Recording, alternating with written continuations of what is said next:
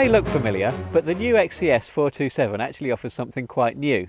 Designers Peter Walker and Gary Sanders have over 60 years engineering experience between them, and with this car they've set out to create the ultimate sports car. Note that I said ultimate sports car and not ultimate Cobra replica. There's lots going on under the skin which we'll come to later, but even on the surface it's got 2-inch roll bars, 5-inch side pipes which help add to the car's aggressive stance, and the wheels are specially made for this car, 19-inch at the back, 18 at the front, but with 19-inch centres to give the illusion that they're the same size.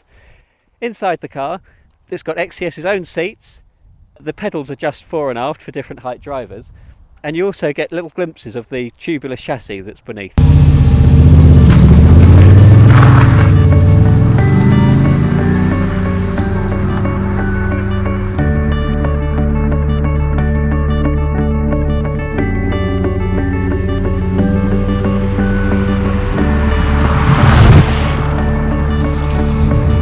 This car is fitted with a supercharged LS3 Chevy V8 engine, which in its current state of tune is putting out something over 500 brake horsepower. The full potential is about 630, and you only have to tickle the throttle to be catapulted to some ludicrous speeds. But for all that straight line potential, it's actually the cornering that's this car's strongest suit. It just feels so agile and progressive that you find yourself pushing harder and harder.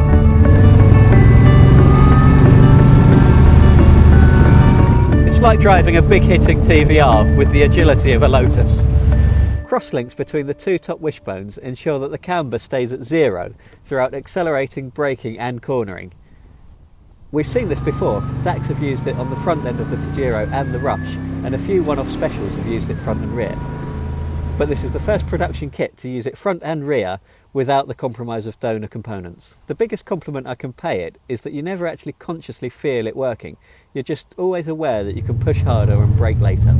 We're so used to hearing big power figures quoted these days from mainstream manufacturers, it's not unusual for a big Audi or Merc to have several hundred brake horsepower.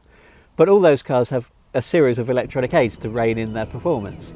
For XCS to have created such an accessible, manageable rear-wheel drive sports car with no electronics to bail you out is a remarkable achievement. It has a dual character too.